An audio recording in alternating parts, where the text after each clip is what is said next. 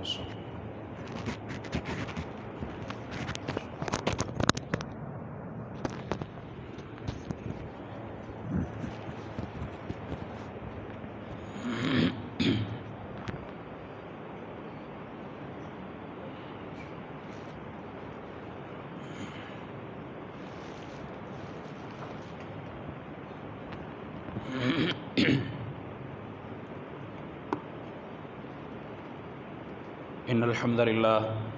إن الحمد لله نحمده ونستعينه ونستغفره ونعوذ بالله من شرور أنفسنا ومن سيئات أعمالنا. من يهده الله فلا مضل له ومن يضلل فلا هادي له. أشهد أن لا إله إلا الله وحده لا شريك له وأشهد أن محمدًا عبده ورسوله. يا أيها الذين آمنوا اتقوا الله حق تقاته ولا تموتن إلا وأنتم مسلمون. يا أيها الناس اتقوا ربكم الذي خلقكم من نفس واحدة وخلق منها زوجها وبث منهما رجالا كثيرا ونساء. واتقوا الله الذي تساءلون به والأرحام إن الله كان عليكم رقيبا. يا أيها الذين آمنوا اتقوا الله وقولوا قولا سديدا يصلح لكم أعمالكم ويغفر لكم ذنوبكم ومن يطع الله ورسوله فقد فاز فوزا عظيما. أما بعد فإن خير الحديث كتاب الله وخير الهدي هدي محمد صلى الله عليه وسلم وشر الأمور محدثاتها وكل محدثة بدعة وكل بدعة ضلالة وكل ضلالة في النار. أعوذ بالله السميع العليم من الشيطان الرجيم. ونبلوكم بالشر والخير فتنة وإلينا ترجعون. اللهم صل على محمد وعلى آل محمد كما صليت على إبراهيم وعلى آل إبراهيم إنك حميد مجيد.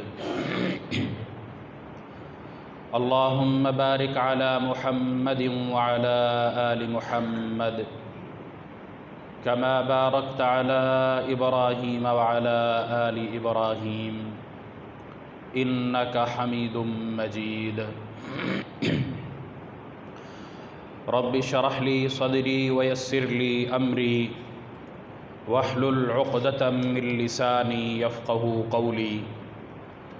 رب زدني علما اللهم رب زدنا علما.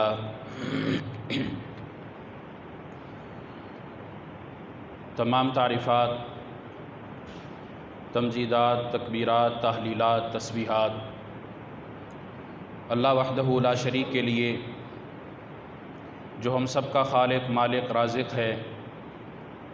درود و سلام محمد عربی صلی اللہ علیہ وسلم پر، جن کو رب العالمین نے رحمت للعالمین بنا کر بھیجا، جو سراسر ہماری ہدایت کا، جہنم سے بچانے کا پیش خیمہ ہے، سرچشمہ ہیں۔ یقیناً انسان دنیا میں اپنا وقت مقرر گزارنے کے ساتھ ساتھ بہت سارے اس طرح کے معاملات کا سامنا کرتا ہے جس کی وجہ سے، جس کی بدولت، جن معاملات کی سر انجام دہی سے وہ اللہ کے ہاں مقرب ٹھہرتا ہے، وہ اللہ کے ہاں دھتکار دینے والوں میں ٹھہراتا ہے، اس کی پہچان، اس کا تعارف اللہ رب العالمین کے ہاں ایک خاص کیٹیگری میں کیا جاتا ہے،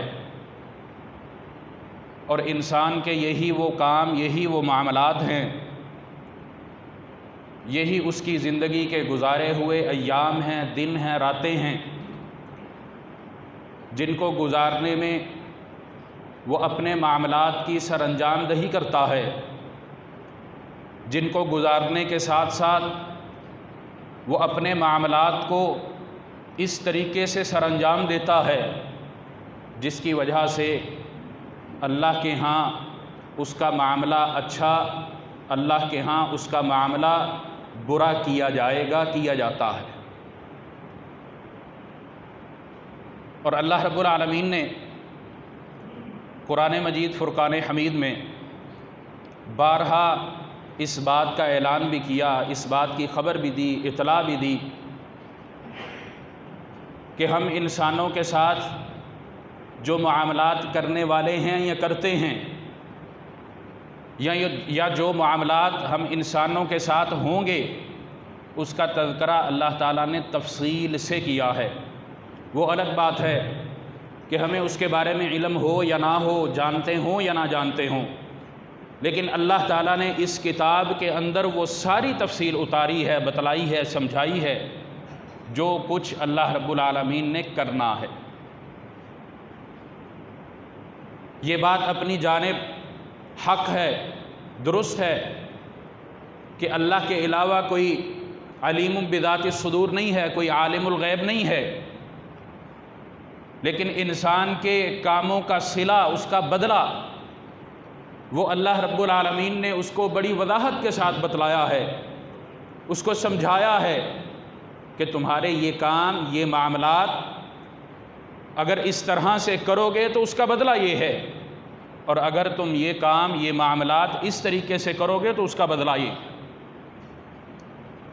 یہاں پر اللہ رب العالمین نے کوئی چیز مخفی نہیں رکھی، خفیہ نہیں رکھا، چھپا کر نہیں رکھا، کوئی ایسی منطق، فلسفہ یہاں پر موجود نہیں ہے جو بندے کی عقل نہ سمجھ سکے، اس کی دانش کے اندر نہ آ سکے، اس کو اس بات کا پتہ نہ چل سکے کہ میں جو کام کر رہا ہوں وہ اچھا ہے یا برا ہے، میں جو کام کرتا ہوں، جو معاملات میں سر انجام دے رہا ہوں، اس کے بدلے میں اللہ کے ہاں میرا کیا ہوگا، میں جو کام کرتا ہوں اللہ سے اس کا بدلہ مجھے کس طرح کا ملے گا۔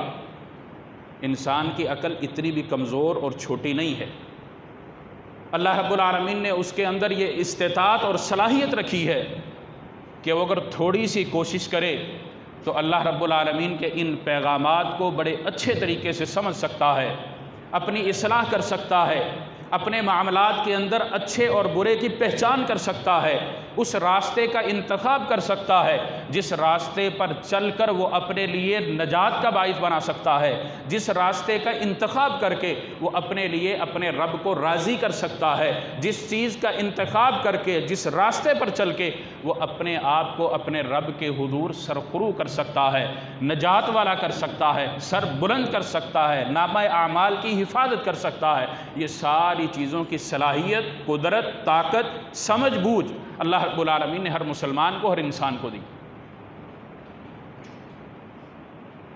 اور اللہ تعالی ہمیں پیدا کرنے والی ذات، وہ جس کے ساتھ جس طرح کا معاملہ کرے اس کو کوئی پوچھ نہیں سکتا، وہ اپنی مرضی میں آزاد ہے، وہ جو کرنا چاہے، جس طرح کرنا چاہے، جس کے ساتھ جیسا کرنا چاہے وہ کر سکتا ہے، لیکن اس کے باوجود اللہ رب العالمین نے ہمیں احکامات دے کر اس بات کا پابند بنا دیا کہ اگر تم اپنے رب کے ساتھ معاملہ اس طرح کا اچھا چاہتے ہو تو پھر اس کا مطلب یہ ہے کہ تمہارے معاملات بھی اچھے ہونے چاہیے، تم جس چیز کی اچھائی کا بدلہ چاہتے ہو وہ چیز بھی اچھی ہونی چاہیے۔ اگر تم برا بدلہ نہیں چاہتے تو پھر تمہیں برائی چھوڑنا ہوگی، اس سے تمہیں دور رہنا ہوگا، اپنے معاملات کو اس سے الگ رکھنا ہوگا، پھر ہی اللہ کے ہاں اس بدلہ کے تم حقدار ٹھہرو گے جو تمہیں نجات والا بنائے گا۔ اللہ رب العالمین نے سورۃ الانبیاء کے اندر یہ ارشاد فرمایا ہے، وَنَبْلُوكُمْ بِالشَّرِّ وَالْخَيْرِ فِتْنَةً، ہم موجودہ دور کی اگر بات کریں، آج کل کے حالات کی بات کریں، وہ سیاسی ہوں یا مذہبی ہوں، وہ گھر کے معاملات ہوں، معیشت کے ہوں، تجارت کے ہوں، معاشرت کے ہوں، الغرض کوئی بھی معاملہ ہو، ہم اس کی بات اپنے دور کے حساب سے کرتے ہیں، اس کو سمجھنے کی صلاحیت اپنے وقت کے حساب سے رکھتے ہیں۔ کیوں؟ ہمیں جو چیز آنکھوں سے نظر آتی ہے وہ ہم اس پر جتنا یقین رکھتے ہیں اس چیز پر اتنا یقین نہیں رکھتے جو آنکھوں سے ہمیں نظر نہیں آتی۔ جو معاملہ میرے ساتھ سر انجام دیا جا رہا ہوتا ہے، جس معاملے سے میں گزر رہا ہوتا ہوں، اس کو جس طریقے سے میں پہچان سکتا ہوں، جس طریقے سے اس کو سمجھ سکتا ہوں، میں اس طریقے کو نہیں سمجھ سکتا جو میرے ساتھ نہیں پیش آتا، جس کو میں سامنا نہیں کرتا، جس بات کا مجھے سامنا نہیں کرنا پڑتا، جو معاملہ میرے ساتھ پیش نہیں آتا، اس کو میں اس بہتر طریقے سے نہیں سمجھ سکتا۔ اللہ تعالیٰ نے اس بات کی پیشن گوئی بھی کی ہے، اس بات کا بھی ہمیں اعلان کر کے بتلایا ہے، سمجھایا ہے کہ اللہ رب العالمین نے فتنے بھی اتارنے ہیں۔ رسول اللہ صلی اللہ علیہ وسلم کی زبان مبارک سے آپ علیہ الصلاۃ والسلام صحابہ کو کہتے ہیں کہ میں اس طرح دیکھ رہا ہوں، جس طرح کے گھروں پر بارش ہوتی ہے، میں تمہارے گھروں پر فتنوں کا اترنا دیکھ رہا ہوں۔ کس لیے؟ وجہ کیا ہے؟ سبب کیا ہے؟ تاکہ اللہ نے جو اصول قائم کیا ہے، جو ضابطہ اللہ رب العالمین نے دیا ہے، اس میں ہم کس طریقے سے اپنا رزلٹ لے کر آتے ہیں، اس کو بتانے اور سمجھانے کے لیے۔ اور اللہ رب العالمین نے ان چیزوں کے اندر دو بنیادی مقاصد رکھے ہیں، اور اس بات کا اعلان بارہا اللہ نے کیا ہے۔ محمد علیہ الصلاۃ والسلام کی زبان مبارک سے بھی اللہ نے جہاں جس بات کی وضاحت کی ہے، اس سے قبل اللہ رب العالمین نے قرآن مجید میں اس کی وضاحت کر رکھی۔ اب خیر کا معاملہ ہے، شر کا معاملہ ہے، یہ دونوں ہی انسان کے لیے فتنہ بن سکتے ہیں۔ اللہ رب العالمین ان دونوں کے ذریعے ہی انسان کو آزما سکتا ہے۔ وَنَبْلُوكُمْ بِالشَّرِّ وَالْخَيْرِ فِتْنَةً، اللہ کہتا ہے ہم تمہارا امتحان لیتے ہیں، امتحان لیں گے، خیر کے ساتھ بھی شر کے ساتھ بھی۔ اب تم پر یہ ڈیپینڈ کرتا ہے، اس سارے معاملے کا انحصار تمہارے اوپر ہے کہ تم اللہ کے ہاں اس امتحان میں سرخرو ہوتے ہو، پاس ہوتے ہو یا فیل ہوتے ہو۔ اور اللہ رب العالمین نے اس بات کے اندر جو بنیادی مقصد رکھے ہیں، وہ پہلا مقصد کہ اللہ رب العالمین آزمائش کرتا ہے، اللہ رب العالمین امتحان لیتا ہے، جس کی نشاندہی اللہ نے وَنَبْلُوكُمْ لفظ کے اندر رکھی ہے۔ اور اسی طرح اللہ رب العالمین نے یہاں پر بھی ارشاد فرمایا اَحَسِبَ النَّاسُ أَن يُتْرَكُوا أَن يَقُولُوا آمَنَّا وَهُمْ لَا يُفْتَنُونَ وَلَقَدْ فَتَنَّا الَّذِينَ مِن قَبْلِهِمْ فَلَيَعْلَمَنَّ اللَّهُ الَّذِينَ صَدَقُوا وَلَيَعْلَمَنَّ الْكَاذِبِينَ۔ اللہ رب العالمین نے اس کی وضاحت یہاں پر بھی کی ہے، کس طرح کہ اللہ تعالیٰ حساب لیتا ہے، امتحان لیتا ہے، پرکھتا ہے، پہچان کرتا ہے، کس کی؟ ان لوگوں کی جو ایمان لے کر آئے۔ احسب الناس ان یقولوا آمنا، اللہ رب العالمین کہتا ہے کہ جنہوں نے ایمان لے آئے وہ کیا یہ سوچتے ہیں کہ ہمارا اب امتحان نہیں، وَهُمْ لَا يُفْتَنُونَ، ہم نہیں پرکھے جائیں گے، ہمارا امتحان نہیں ہوگا، ہم پر آزمائش نہیں اترے گی؟ کیا وہ یہ سمجھتے ہیں؟ ایسا نہیں ہے، ان کو اس طرح نہیں چھوڑ دیا جائے گا، ان یترکوا، ان کو ایسے نہیں چھوڑا جائے گا۔ پھر کیا ہوگا؟ وَلَقَدْ فَتَنَّا الَّذِينَ مِن قَبْلِهِمْ، اللہ کہتا ہے ان کا امتحان لیا جائے گا، ان کو اس آزمائش کے اندر مبتلا کیا جائے گا۔ کس وجہ سے؟ تاکہ اللہ کہتا ہے پتہ چل سکے فَلَيَعْلَمَنَّ اللَّهُ الَّذِينَ صَدَقُوا، یہ اپنے نام سے تو کہتا ہے کہ میرا مسلمان نام ہے، محمد عبد الرحمن عبداللہ اس کا نام ہے، لیکن اس کے اعمال بھی اس بات کی وضاحت کرتے ہیں یا نہیں کرتے؟ اس بات کا شاہد اللہ رب العالمین تیار کرتا ہے، گواہ بناتا ہے، کس پر؟ فَلَيَعْلَمَنَّ اللَّهُ الَّذِينَ صَدَقُوا، کہ اگر یہ مسلمان ہے، یہ اس میں کتنا سچا ہے، یہ اپنے مسلمان ہونے کا اظہار کرتا ہے، اعلان کرتا ہے، یہ اس بات پر کتنا بلند کھڑا ہے، کتنے پختے پیروں پر مضبوطی سے کھڑا ہے، ہم جان سکیں، پہچان سکیں، گواہ لا سکیں۔ فَلَيَعْلَمَنَّ اللَّهُ الَّذِينَ صَدَقُوا وَلَيَعْلَمَنَّ الْكَاذِبِينَ۔ اگر اللہ رب العالمین اس بات کی پرکھ کرتا ہے تو اس کے جو برعکس چیز ہے، جھٹلانے والی، انکار کرنے والی، اس میں بھی اللہ رب العالمین گواہ تیار کرتا ہے۔ یہ اللہ رب العالمین کا پہلا مقصد، بنیادی مقصد۔ آزمائش، امتحان، ابتلا، اختبار. بندہ مسلمان ہے، مومن ہے، لیکن اللہ کی طرف سے آزمائش آتی ہے. اور یاد رکھ لینا چاہیے کہ اللہ رب العالمین کی طرف سے آنے والی جتنی بھی آزمائشیں ہوں، جتنے بھی امتحان ہو، اگر بندے کے ساتھ بندے کے رب کی مدد نہ ہو تو وہ سرخرو نہیں ہو سکتا. اس کے اپنے نامہ اعمال کی بدولت وہ نہیں سرخرو ہو سکتا. وہ اپنے اعمال پر بھروسہ کرتے ہوئے اس امتحان سے نکل نہیں سکتا. اس لیے اس کو اللہ کی مدد اور نصرت ہر وقت چاہیے. اور وہ کب ملے گی؟ جب وہ اس کو بلائے گا. وہ کب ملے گی؟ جب وہ اس سے مانگے گا، طلب کرے گا، التجا کرے گا، گڑ گڑائے گا، محنت کرے گا، کوشش کرے گا، عبادت کرے گا، نیکیاں کرے گا، برائی سے اپنے آپ کو دور رکھے گا، اطاعت کرے گا، فرما برداری کرے گا، نافرمانی اور معصیت سے دور رہے گا. یہ دونوں چیزیں لازم و ملزوم ہیں. اور دوسری چیز، اللہ رب العالمین نے دوسرا جو مقصد رکھا ہے اس اختبار کا، اس آزمائش کا، اللہ تعالیٰ نے کہا کہ بندہ مومن اور بندہ منافق اس کے درمیان فرق پتہ چل جائے. اللہ کے ہاں بھی، فرشتوں کے ہاں بھی، اور مومنوں کے، مسلمانوں کے درمیان بھی اس کے معاملات واضح ہو جائیں. وہ کتنا کھرا اور سچا ہے، اپنے رب کے ساتھ کتنا سچا ہے، اپنے نبی جس کے امتی ہونے کا اس کو بڑا فخر اور ناز ہے، اس کے ساتھ وہ کتنا کھرا اور سچا ہے، اپنے اعمال کے ساتھ کتنا کھرا اور سچا ہے، اپنے آپ کے ساتھ وہ کتنا سچا اور کھرا ہے. اس بات کی وضاحت ہو جائے، اس لیے اللہ کہتا ہے ہم یہ امتحان نازل کرتے ہیں. اور اللہ رب العالمین نے جتنی بھی چیزیں بنائی ہیں وہ انسان کے لیے خیر کا درجہ رکھتی ہیں. اور جہاں انسان کے لیے وہ خیر کا درجہ رکھتی ہیں، وہیں پر وہ انسان کے لیے شر کا درجہ بھی رکھتی ہیں. معاملہ اس نے خود کرنا ہے، اس کا استعمال اس نے خود کرنا ہے. وہ اگر اچھے طریقے سے استعمال کرے گا خیر والا تو خیر ہے، اگر وہ اس کے ساتھ برا معاملہ کرے گا، کما حق ہو، اس کی ادائیگی اس طریقے پر نہیں کرے گا، تو پھر یہی کام، یہی معاملہ، یہی اس کی عبادت اس کے لیے شر والی ہو جائے. اللہ رب العالمین نے قرآن مجید میں جس کو سب سے بڑا شر قرار دیا وہ انسان کی اولاد اور اس کے مال کو قرار دیا. انما اموالکم و اولادکم فتنہ. یہ فتنہ ہے، یہ آزمائش ہے، یہ امتحان ہے. کیا؟ اولاد اور مال. اب ظاہری طور پر دیکھا جائے تو انسان کی اولاد اس کی مددگار ہوتی، اللہ کی نعمت ہے، وہ اس پر فخر محسوس کرتا ہے کہ یہ اللہ کی دین ہے، میری اولاد ہے، میری نسل ہے، پشت ہے میری، میرا نام میری اولاد روشن کرے گی.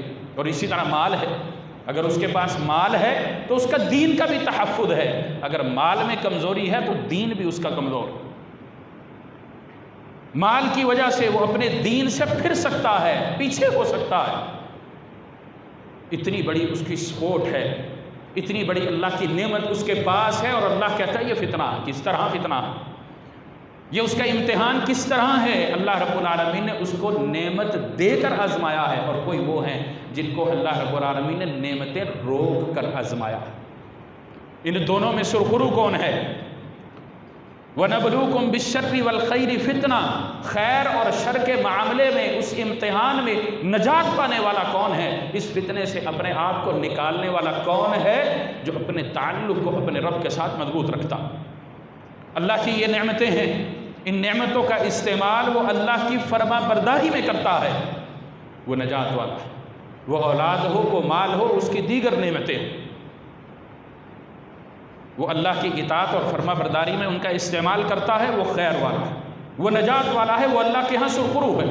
اور اگر وہ ان کا استعمال ناجائز کرتا ہے، اولاد ہے، اس کی تربیت اس نے دین پر نہیں کی، شریعت پر نہیں کی، پتہ ہی نہیں نماز روزہ زکوٰۃ کیا ہے، دنیا کے جہان کے سارے معاملات اس کو پتہ ہیں، لیکن دین کا پتہ نہیں، تربیت اسلامی نہیں ہے، یہی اولاد اس کے لیے وبال. مال ہے، تمیز نہیں ہے کہ حلال ہے کہ حرام کا ہے، یہی مال اس کے لیے فتنہ ہے.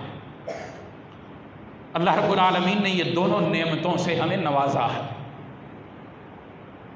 ہمیں اس بات کو ہمیشہ یاد رکھنا چاہیے جس بات کا پیغام اللہ رب العالمین نے اس آیت کے حصہ میں بھی دیا ہے، وَإِلَيْنَا تُرْجَعُونَ، اللہ رب العالمین کی طرف پلٹنا ہے، واپس جانا ہے۔ گویا کہ یہ بات ہمیں اس چیز کے بارے میں بتا رہی ہے، سمجھا رہی ہے کہ ہم جو بھی کام کریں گے، جو بھی معاملہ اس دنیا میں رہتے ہوئے کسی بھی طرح کا کریں گے، اس کا حساب، اس کے کتاب اللہ کے سامنے موجود ہے۔ وہ اللہ نے ہمارے سامنے رکھ دینا ہے، پیش ہو جانا ہے، اس کا بدلہ ہمیں ملنا ہی ملنا ہے، ہم جو مرضی کرتے رہیں۔ یہ انسان کے دل و دماغ میں بات ہونی چاہیے، اس کو ہر وقت اس بات کو ذہن نشین رکھنا چاہیے کہ اللہ کے ہاں میرا ہر عمل لکھا جا رہا ہے، ہر عمل پر گواہ تیار کیا جا رہا ہے۔ اگر انسان کے ذہن میں یہ بات ہو تو وہ بہت سارے فتنوں سے محفوظ رہتا ہے۔ اور فتنہ کی تعریف جہاں اللہ نے مقاصد رکھے ہیں وہاں اس کی ڈیفینیشن بھی سمجھائی ہے۔ مختلف علماء نے اس کی مختلف طرح سے ڈیفینیشن کی ہے کہ ہے کیا یہ چیز؟ انسان کا ظاہر اور باطن، انسان کا اچھا اور برا، انسان کا اعلانیہ اور چھپا ہوا، وہ جب ظاہر ہو جائے، پتہ چل جائے، اس کو فتنہ کہتے ہیں۔ منافق کی نشانی کیا ہے؟ لوگوں کے سامنے وہ اظہار کرتا ہے کہ میں بڑا دیندار ہوں۔ اللہ رب العالمین نے اس کا ذکر قرآن مجید میں بھی کیا کہ تمہارے ساتھ، سورۃ توبہ کے اندر اللہ نے اس کا ذکر کیا، تمہارے ساتھ اس طرح نکلیں گے جیسے ان سے بڑا کوئی مجاہد ہی نہیں، لیکن یہ تمہارے درمیان فتنہ ڈالنے کے لیے آتے ہیں۔ کون؟ منافق لوگ۔ اللہ رب العالمین نے قرآن مجید میں جہاد کے موقع پر اس کی تشریح کی۔ ہم اس کو اپنے فی زمانہ کیسے سمجھ سکتے ہیں؟ ہم اس کو اس طرح سمجھ سکتے ہیں کہ دین کے معاملات میرے ساتھ جڑے ہوئے ہیں، میں دین پر عمل کرتا ہوں، لیکن میری مجلس کے اندر، میرے ساتھیوں کے اندر اس طرح کے لوگ بھی ہیں جو مجھے دین سے دور کرنے والے ہیں، جو مجھے غفلت کا شکار کرنے والے ہیں، جو میرے اندر شکوک و شبہات پیدا کرنے والے ہیں، جو میرے اندر دین سے نفرت پیدا کرنے والے ہیں۔ طرح طرح کے معاملات ہیں، طرح طرح کی چیزیں ہیں۔ اگر موجودہ دور کو اٹھا کر دیکھ لیں تو ایک لمبی لسٹ ہے، لمبی لائن ہے جو اس بات کا متقاضی ہے، اس بات کا پیش خیمہ ثابت ہوتی ہے کہ یہ اللہ نے جو ثابت بات یہاں اتاری تھی وہ آج بعین ہی ہمارے دین کے ساتھ، ہمارے مسلمانوں کے ساتھ یہ درپیش ہے۔ ہم ان فتنوں کی بات نہیں کرتے جن فتنوں کا جن فتنوں کا شکار ایک غیر دیندار آدمی ہوتا ہے، وہ نام کا مسلمان ہے لیکن دوسرے فتنوں میں مبتلا ہے۔ ہم اگر صرف ان فتنوں کی بات کریں جن فتنوں کا شکار خالص ایک دیندار طبقہ ہوتا ہے تو وہ بھی اللہ کے ہاں چھوٹے نہیں ہیں، اس کے نامہ اعمال کو برباد کرتے ہیں۔ اللہ رب العالمین نے قرآن مجید میں 15 اقسام ذکر کی ہیں۔ یہ یوں کہہ لیجئے کہ فتنہ کے معنی اللہ رب العالمین نے صرف قرآن مجید میں 15 مقامات پر مختلف ذکر کی ہیں۔ کہیں نفاق ہے، کہیں آزمائش ہے، کہیں اس کے لیے اس طرح کا معاملہ ہے کہ وہ کرنا کچھ چاہتا ہے، ہوتا کچھ ہے۔ اللہ رب العالمین اس کو مختلف پہلوؤں سے آزماتا ہے۔ قرآن مجید میں اللہ رب العالمین نے 15 ایسے مقامات ذکر کیے ہیں، نازل کیے ہیں جن میں اس بات کی وضاحت ہوتی ہے۔ کہیں اس کا کفر ہے، کہیں اس کا شرک ہے، کہیں اس کا نفاق ہے، کہیں عداوت اور نفرت کا مقام وہ خود بنتا ہے۔ یہ ساری کسی چیزیں اس کو فتنہ میں مبتلا کرتی ہیں، اس کو اس امتحان میں فیل کرتی ہیں جو امتحان اللہ رب العالمین نے لے کر اس کا نتیجہ اس کے ہاتھ میں تھمانا۔ بندہ نمازی ہے، پرہیزگار ہے، متقی ہے، اللہ سے ڈرنے والا ہے، اطاعت اور فرما برداری کرنے والا ہے، لیکن رشتہ داروں کے ساتھ اس کے معاملات اس طرح کے ہیں، ہمسایوں کے ساتھ اس طرح کے اس کے معاملات ہیں کہ وہ فتنے کا شکار۔ رسول اللہ صلی اللہ علیہ وسلم نے فرمایا کہ سب سے بڑا فتنہ جو اس میں تم مبتلا ہوگے وہ اہل ہے، وہ تمہارا مال ہے، اور اسی طرح تمہارا جار ہے، جارہ، صحیح بخاری کی روایت۔ عبادت گزار بندہ ہے، متقی ہے، لیکن یہاں پر وہ مار کھا جاتا ہے، کسی کا حق کھا لیتا، فتنہ میں مبتلا ہے، کسی کو گالی دے دیتا ہے، فتنہ میں مبتلا ہے، ناپ تول میں کمی کر لیتا ہے، فتنہ میں مبتلا ہے، اور اسی طرح دیگر جتنے بھی برائیاں ہیں وہ ساری کی ساری کرتا ہے، اپنی عبادت کو ضائع کر لیتا ہے۔ وہ اس امتحان میں پاس نہیں ہو سکتا، نجات والا نہیں ہو سکتا جو امتحان اللہ رب العالمین نے اس کو دنیا میں بھیج کر لیا ہے۔ محمد عربی صلی اللہ علیہ وسلم کی زبان مبارک سے اللہ رب العالمین نے بڑی وضاحت سے اس کی تشریح کروائی، بڑی تفصیل کے ساتھ سمجھایا۔